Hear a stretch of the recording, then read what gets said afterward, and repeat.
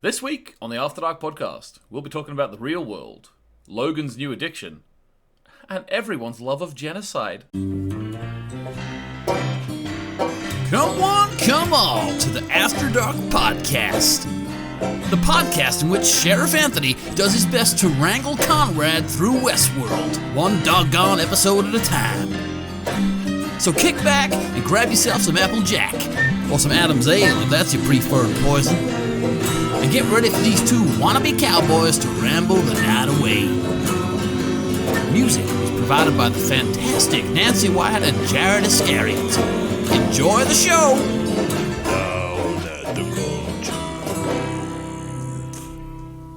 Hello, and welcome to the After Dark podcast. I'm Anthony James, and that's Konrad. Hello! Well, Konrad, how are you? I'm very well. It is a hot time summer in the city in the fair south of England. So I am boiling at the moment, and things are heating up in Westworld too. Yeah, exactly. Well, guys, we are here to talk about Westworld, episode 2 of season 2, of course. I just want to say before we get into the recap and then the sort of discussion that hopefully you all like the changes we made. We needed to streamline it in some way, change it up. It was becoming a little bit and then. I'm sure you understand. Also, there was a question, Konrad, about your theory matrix. So we need to have a conversation about that, how we're going to do that. I don't think it fits in this small sort of video, but maybe we could post it or something. We'll figure it out. But the theory matrix, I don't think overall is dead. We're still going to be doing theories with Konrad.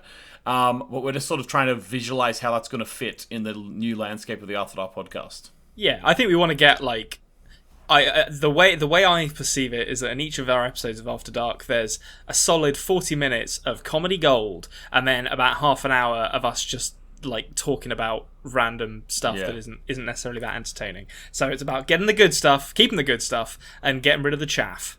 Yeah, exactly. So I think Venla said in the comments that we hit on all the good points, and that's what we sort of want to do. With the recap, I'm trying to, for people who aren't watching along, like Helen in the comments said she wasn't watching along because she didn't have the channel it was on, which is absolutely fine. That's why I want to do the recap still, so everyone who hasn't seen it in a while will know what's going on. But also, it's so that we can still have those great chats and discussions around the interesting parts of the episode. So anyway, that's the thing, guys. You'll get used to it as well. Let's get into it, Konrad. What do you think? Let's do it.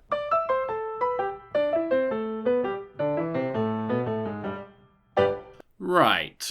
So, despite her memories flooding back to her last season, it seems Dolores has some events in her past that we weren't aware of. I mean, nothing serious, just the fact that she's been to the outside world. Arnold shows her his pad and compares her to a child, which she doesn't seem to mind. Tuxedo Man makes it down to the lower levels, and then Dolores and the gang come in and kill a guy. She then dries Tuxedo Man's eyes and tells him that she's been to the outside world before. And again, I have to stress, this was definitely planned from the beginning.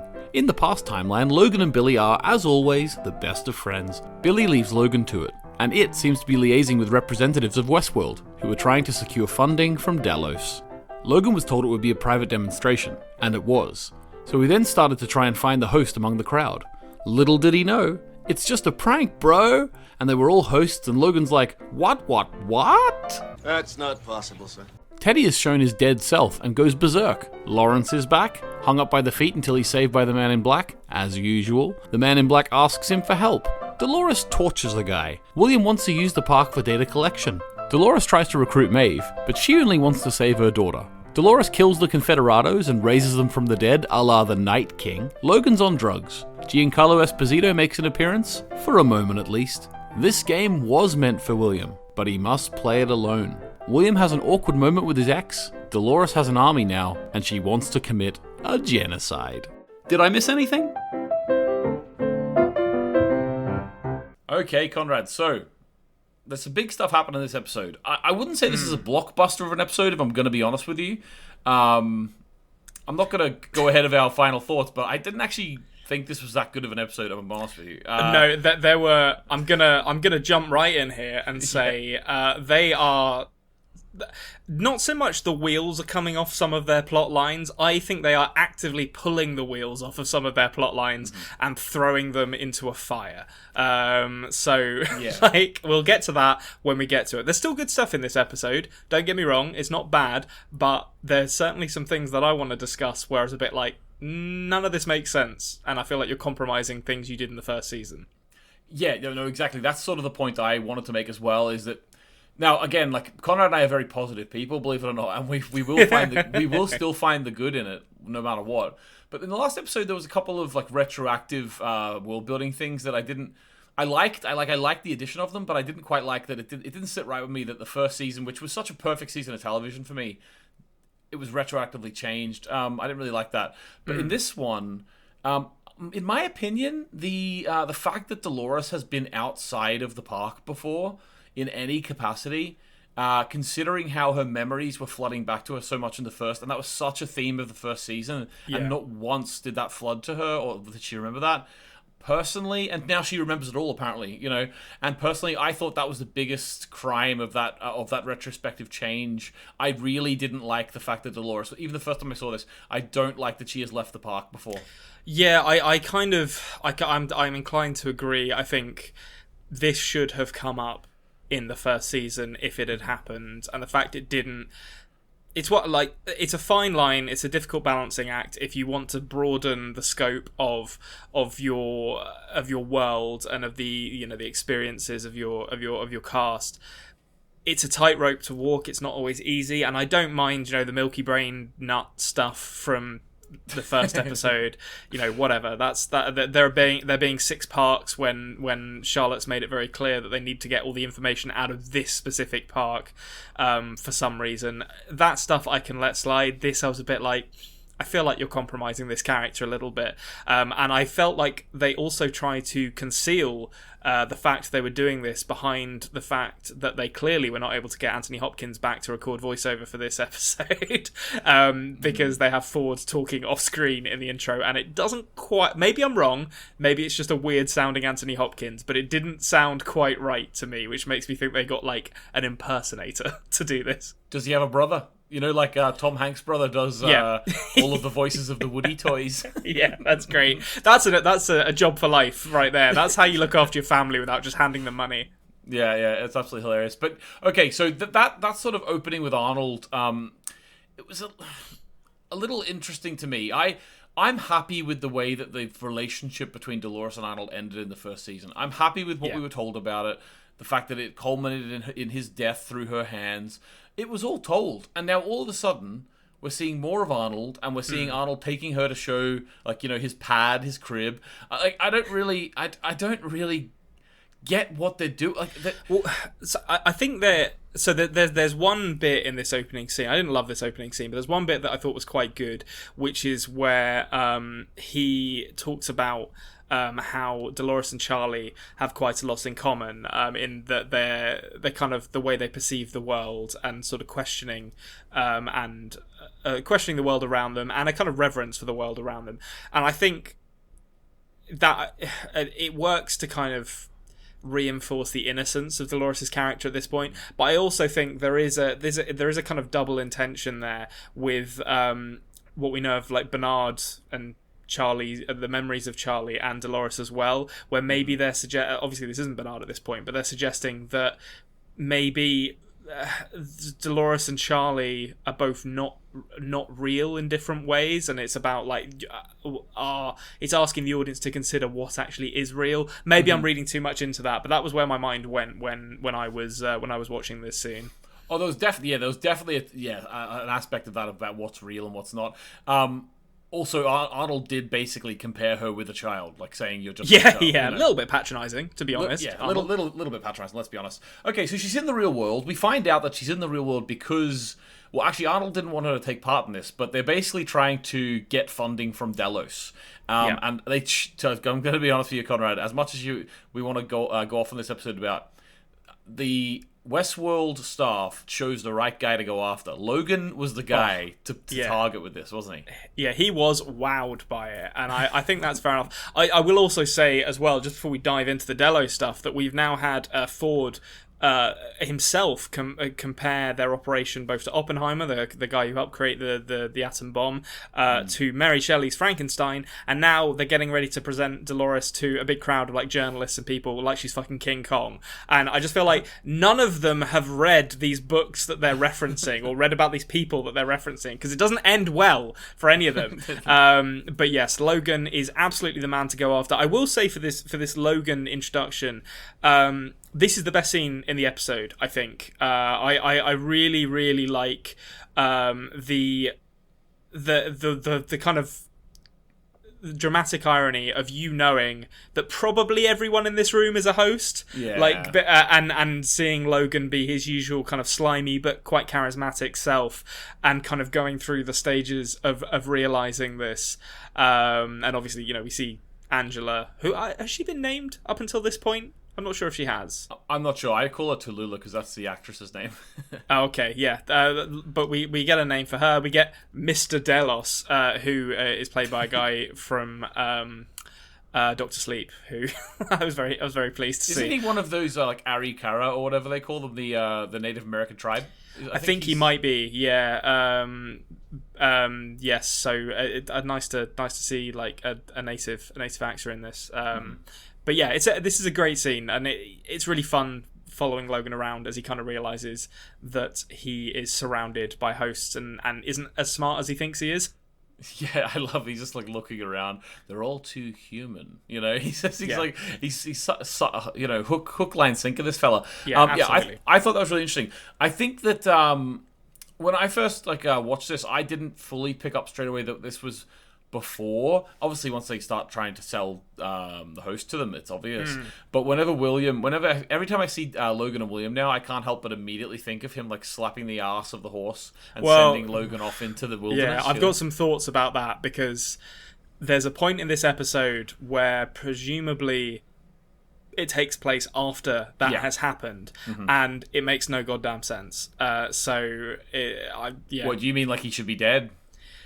Not even just that he should be dead, just that their relationship should be completely irreparably damaged, and William should be in prison. It doesn't make sense. When we get to that, I've got a whole bit on it. I've got a whole bit prepared, so we'll get to that when we get to it. Well, okay. So, all right. So we get introduced to a new character, actually. And I sort of want, maybe this will lead into that nicely in a minute or two, but we get introduced to Jim. Oh, Jim. We Dallas. said, listen, I'm not going to say the word. Don't worry. If you've got children in the room, don't worry. I'm not going to repeat it. But I always have a big soft spot for a character who drops a C-bomb in literally the first scene they're in a TV show. Yeah. Was there any C-bombs in the first season? Actually, I don't think so. There might have been one. I think HBO can get away with maybe one a season. Like, they have to write to the censors and be like, look, we're gonna get this guy. This guy is gonna call this character the C word, and it's gonna be great. You just gotta let us. You gotta trust us on this one. Yeah. And they shot their bolt early this season, where they're like, we gotta get Scottish Jim in there calling William a C-bomb.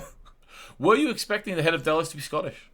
No, not in the slightest. I thought it was a great choice. So this guy, he's got a great voice.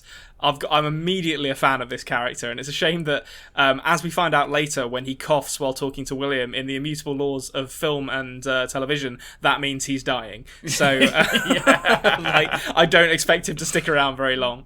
Yeah, and I like as well, like, there was actually some weird tension between him and William, because it really seems that he's chosen William as his successor over Logan, which is what William wanted.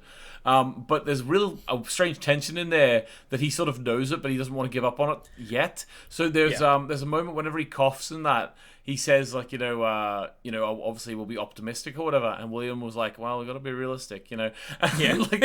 William's almost saying to this guy, well, when you die, you should die. Which I thought is an interesting thing for William to do. Obviously, he's completely changed now. We know he's the man in black. Yes, yeah, he has. I think it's. I don't know whether it's deliberate. It is confusing in this episode, the fact that they jump between Logan doing the initial meeting with Mr. Delos and William being there, but still being the kind of middle management guy who is like, I'm not really into glad handing. I'm going to leave you alone to do this. And then jump forward a little bit to after the events of the first season. I thought it was odd that they even showed William in that initial scene, to be honest, because it seemed really unnecessary. Yeah, it did. It did to me as well. I had a little thought about that as well, like the timeline shifts in this. I followed it very well. I didn't have a problem following it. However, I feel that even like they're using in the first season they seamlessly cut between different timelines without letting us know because they wanted it to be a reveal. Yeah. Whereas in this one, they're still doing that even though we know it's different timelines. Yeah. And therefore it has the potential to add in confusing elements there. Yeah. I mean, like for me, it just made the chronology a bit confusing. Like I kind of got the scene where I realized that the bulk of the Logan, William, Jim stuff was happening after they'd come back from the park. Was particular that it was about 2/3 of the way through the episode, to be honest, and it was particularly confusing to me because I was like, wait, hold on, like, why is Logan and William's relationship so different now? So yeah, it just felt like confusing editing to me, and an unnecessary inclusion of William's character early on that could have just been removed and nothing would have been lost. Yeah, and there's a really weird aspect to William as well in this, where he's sort of keeping Dolores around every now and then, and like sort of she's there from afar. And we have this moment as well at the end where he basically gets to do what everyone has ever wanted to do with someone who's wronged them, and just like sit them down and just tell them what they've done to fuck up their life, you know? So he gets to do it with Dolores, but and she's sitting there naked, which is again creepy as hell. Like, yep, it's interesting because even I still actually don't hate Man in Black. But now we're seeing the guy in between William from the first season and Man in Black, and I really don't like him. Well, I think they do the Man in Black quite dirty in this episode, to be honest. I think... I mean, we could probably talk about it now, to be honest. I don't know where the actual Man in Black, the older Williams plotline, I don't know where that's going this season. I think there's a worry for me that in going to find Lawrence again and... talking in kind of riddles about this storyline that's meant for him, my fear is that it just kind of feels like they're retreading old ground that they've already gone over in the first season. Like he's going to kind of just mosey his way on through this season, occasionally killing people or doing things that are violent and meeting these shady characters, and arrive at a revelation at the end of the plot, or at the end of the kind of main story arc, which and kind of act as an audience analog, which I don't hate, but at the same time, he did that in the first season. I kind of need to see more from him, or I need to see a different character doing this, because we've seen a lot of the Man in Black. But as well as that, I also think that the Man in Black has been driven by this desire to free the hosts, and I think by the end of the first season, I bought into it because William is so egocentric and self-centered that he can convince himself that what he's doing is altruistic when in fact it's actually very, very selfish. Specifically when it comes to Dolores, he wants to free her because of how she makes him feel, of what she means to him as a person. And I could totally buy the transition from William as we saw him at the end of the first season to where the Man in Black is in that first season. But with the kind of sitting down, mocking her, kind of treating her really petulantly in this, that doesn't feel like the Man in Black to me. That doesn't feel consistent with how he ends up. I don't know, but like, do you feel like it still kind of rings true to you, to that character? No, see, that's the almost the point I was making, is that this William in the middle, I don't feel anything towards him like I felt for the original William or Man in Black. Now, I think like Man in Black does make sly remarks, you know, and he does do stuff like that. But we've seen for the most part, he doesn't actively really that often seek out Dolores when he's older. Like I know at the very beginning they had him drag her away, which obviously kickstarted the relationship between them in our minds as an audience. But up in the next time Man in Black saw Dolores, it was at the very end whenever he saw her at the chapel, and he wasn't expecting to see her there.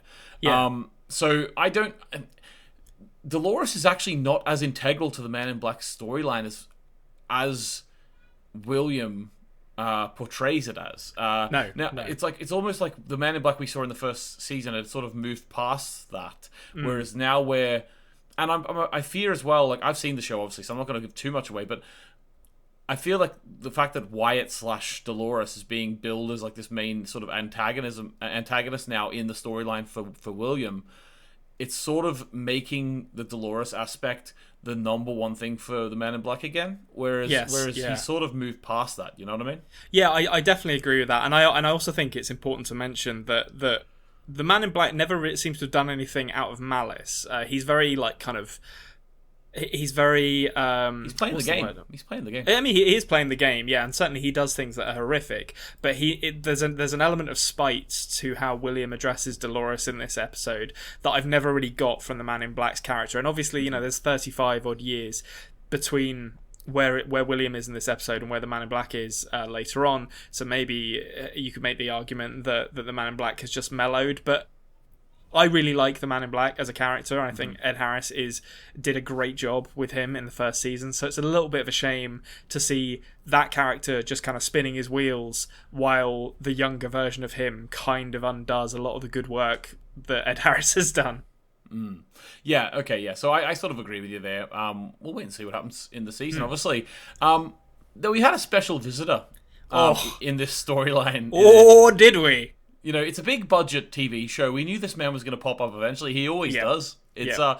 Giancarlo Esposito, of course. Gus Fring up in this bitch. Like, all we need is we just needed like Hector Salamanca, ding ding ding, as well. Yeah. So I feel like Lawrence would immediately be emasculated by this because he's definitely a better El Lazo than Lawrence. And I mean no disrespect to the man, but if you want a bad guy, Gus Fring is your man. Giancarlo Esposito, he'll get it done. And he's really helped by the fact that when they go to find him, they appear to travel onto the set of the 1995 Mortal Kombat movie to do so, because it's just like braziers full of fire and food everywhere in this small town. I don't know where it is or how it's a functional town. It's where they went to find like Olazo last time. Oh, okay. It's Pariah. Okay. It looks different a little bit, but but it's great. It's free now. I love as well, like in some shows where whenever someone becomes free, it looks way worse to be in. But the thing is as well, right? About Giancarlo Esposito, as soon as his voice hits, like his voice is I think he's underestimated for having an iconic voice. Like I think his voice is really like velvety, smooth, and harsh when it needs to be, and he's really good at delivering a monologue. Like we get a lovely elephant monologue here where he's talking about the stump in the ground. Yeah, that's great. Yeah. I think So I absolutely agree with you. I think in the first season we had Anthony Hopkins. You can spot Anthony Hopkins' voice a mile off. Mm-hmm. Ed Harris to a lesser extent as well. And before I watched this episode of Westworld, I was watching a movie with Burgess Meredith of Rocky and Clash of the Titans fame in it. He's got an amazing voice. So that was the level that I was coming into Westworld in, with being like, well, this is goddamn Burgess Meredith is who I've got in my mind at the moment. And Giancarlo Esposito, right up there, immediately recognised the voice. Even, he's talking with the brim of his hat down over his face. He's fooling no one, though. We all know who it is. And we're looking, as soon as you hear his voice, you're like, come on, show me the goods. It's a little bit like as iconic as this is going to sound really weird, right? But go with me here. It's almost like as iconic as like Antonio Banderas as Puss in Boots. Like his voice, Audio listeners, I've just shook my head disappointedly. I mean, what can I say? I'll speak for his version of El Lazo here, and that I'm sure if he heard you say that, he would be glad that he died immediately upon entering the show, because it's such disrespect warrants a quick death. Right, but hang on, Konrad. When he died, he was in boots. Right, okay, let's move on. So, okay, I got a question for you, Konrad, and it is going to lead into some conversation later on, but it's a new segment we've got. And that is, there's a fair few characters, well, at least two characters, who are discussing the potential of a genocide. And the question is, Konrad, is the genocide justified? Is the genocide justified? Like Timothy Oliphant's 9 to 5. Is the genocide justified? I wanna know. like Timothy Oliphant's 9 to 5. Somebody tell me, I really want to know, Konrad, is it justified? Yes. So I've pre-prepared a statement here. I don't normally do this, but I did it for this because A, it'll be funny, hopefully, and B, I wouldn't be able to remember if I didn't. So humans, no question. We've had our time, and nature has selected us for elimination, much like the Condor via robot uprising. So get rid of humans. All aboard for that. The army men killing hosts in the future. Less convinced on that. I've seen Jurassic Park 2, The Lost World, and all I'm saying, as pertains to that storyline, is that I think those army men are going to get their just desserts. I don't think they're going to be successful. All right, well, makes sense. Okay, well, that's sort of put it out there, but we will talk about it a little bit further. So basically, guys, we have the army men, as Konrad says, who want to kill all the hosts. Obviously, they want to subdue them, they want to kill them. It's kind of like a genocide now, the fact that we know that they can actually reach consciousness. And then we also have at the end of this episode, Dolores referencing the idea that she's going to use William's creation or whatever to end them all. So yes, there's like a weapon in the valley beyond or something, which every time someone says that, I think of The Land Before Time. I'm imagining, oh shit, what do they call it? Is it a star leaf? I can't remember what the leaf is called that Littlefoot gets. Remember. Oh, that's a nightmare. But yeah, I'm just imagining his mother dying in The Land Before Time, and it makes me sad. And I don't know how that's a weapon. Maybe it's just going to make everyone really upset. They'll just do like they've got a massive projector, and it's going to show The Land Before Time on the sort of wall of the Grand Canyon. And everyone's they all go and sit down, and all the hosts just watch Land Before Time on loop forever. And everyone's going to be so sad that they're just going to die. They're just going to atrophy where they sit as they watch this movie over and over again. Well, it's not the worst way to go. But no, there's worse ways. Yeah. So so I think there is a trend of genocide happening here. I don't quite like the fact that genocide is being hinted at by, seems, both sides of this coin, Yes, yeah, they are. This is okay. So this is I do like Dolores' character in this season. I like the fact they've made her a bit of a badass. It seems cool. But I think they have kind of unknowingly, in shifting her into this more antagonistic role, they have kind of ripped the emotional heart out of their own TV show, because we're not getting a lot of Bernard, who is the other emotional heart of the show, and Maeve has fully become kind of this emotionless, very driven character who we're not actually seeing that much of. And I absolutely agree with you that I think in moving Dolores to this kind of antagonistic role, they're kind of pitting two sides against each other, when in reality, the hosts are still very much in the right here. Like, I don't feel like what they're doing... I guess Dolores does kind of want to commit genocide, but I'm kind of I still want to be on their side, and I feel like the show is kind of nudging me to be back in the middle, and I don't think that's... I don't think that's reading its audience very well. Well, I think, yeah, exactly. And I think with the choices, like, in terms of talking about consciousness, in terms of talking about select groups of people, there are so many comparisons you could make to this, to like ethical questions and moral structures. Yeah. Like, I'm going to say one here. We don't have to talk too long about it because I think it's such an obvious parallel. But, like, systemic racism is a huge one here. Like, there's hosts who have done bad things. However, why have they done bad things? And you have to look into how it all came about. And I think that they are sort of hinting at that a little bit here. And that's maybe why we're naturally on the host side, because we can understand the systemic reason that they have been made to do these things. You know? I mean, like, I think it's well, I don't know. I don't want to speak for the whole of the human race, but I feel like any time that there Go ahead, Konrad. Yeah, all right, listen, everyone shut up, all right? I'm speaking for us. Any time that there is a systemic oppression in place, anyone who works to maintain the status quo of that oppressive system is inherently in the wrong. And I think most people with any sense of empathy, when confronted with that system, will say, oh yeah, that's bad. Those people should stop doing that.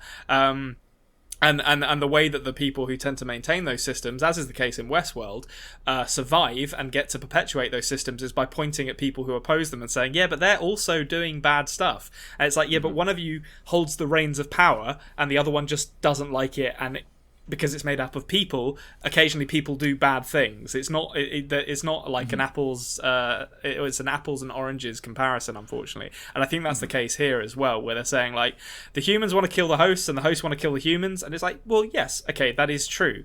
And Dolores's methods of going about this are pretty brutal, and I don't really agree with them. But at the same time, Dolores has never been in a position to systematically oppress. I don't even know how many hosts they had. Is it like 500 they said they had, or something like that? I don't know exactly the Might exact be math. a few thousand or something. Yeah. But, systematically oppress a not just a group of people, but a nascent form of sentience. And I feel like that has been kind of suppressed in favour of this much more binary conflict that they're building towards, which is a shame, because there's a lot of nuance that's being lost between the cracks of this kind of broader story that they're telling. Yeah, no, I agree, and also, but it has to be mentioned as well, just before we sort of move off it, that coercion exists in all aspects of society as well. So therefore, even the people who are, benefiting or contributing to the oppression of people sometimes are being coerced to do so. So, for example, I don't think we would say that about Lee. But I think maybe we would say that about maybe some of the lower people who need their job. Having said that, no one needs their job as much as I mean, Sylvester to be and honest, Felix. we've seen the lower downs in this organisation, and it is rotten from top to bottom. Rotten to the core. The only person that I would save is Bernard, and maybe the lesser Hemsworth, because he seems like an alright guy. Yeah. Okay. Fair enough. Right. Just before we end, did you spot Lee Sizemore in this episode? I thought I did, and then it wasn't him. So there's that brief section where Dolores and Teddy rock up to who I'm now going to refer to as the Stormtroopers of Westworld, aka the Confederados, and they're doing like a kind of Last Supper sequence. And I thought the dude in the middle was Lee Sizemore, but it turned out that wasn't him. So I don't know where Lee is in this episode. Well, okay, so Lee did appear very, very briefly whenever Dolores and Maeve were chatting to each other. They showed him for a split second, so he's still with Maeve. Oh, okay. So last week we had his penis. This week we've got his ass, because he was standing with a donkey, Konrad. Absolutely fantastic. I'm looking forward to seeing what they do next week. Who knows what they'll do. They should just kill him. They really should just kill him. I don't understand why they're keeping him around. There was one thing. Okay, so we haven't really got to this naturally, but there's a rant that I wanted to do, and I'm worried. Okay. I don't want to come across as negative about this episode, because I did actually enjoy this episode. I thought the early Logan William or the early Logan Delos stuff was great. I liked bits of the opening scene. There was good stuff here, but you know the scene where Jim's having his retirement ceremony, or retirement party, because he's dying and he's going to disappear forever. Yeah. So that scene takes place after the events of season 1, as far as William and Logan are concerned. Yeah. So we tread carefully here, Konrad, because that scene has some fantastic little granddaughter foot dancing, I will say. So tread carefully with that scene. Wait, hold on. I don't remember his. Is that the little girl who comes and says Dolores looks beautiful? Potentially, but then also Jim goes, anything but fucking Chopin. And then, he goes over and starts dancing with the girl, and she's standing on his feet. Oh, I didn't spot that. That would have changed my opinion on this, to be honest. Although, having said that, Jim coming after Chopin knocked him down a couple of points in my book, because, what are you going to fucking listen to? Rachmaninoff? You one of those? The editor's note, I like Rachmaninoff. Please don't Meet come me at the after school me. gates. Meet me at the school gates. Yeah, we're going to do a Debussy versus Chopin fight to see who's the better romantic pianist. No, so my qualm with this scene, I was watching it, so I was still at this point slightly confused. I thought, this is all happening prior to the events of episode 1, the season 1, presumably, because Logan's still around. So I was going through this whole mental gymnastics in my head, where I was like, why the fuck is like William's character clearly superior to Logan if this is happening prior to those events? Like, this doesn't make any sense based on what we saw of them.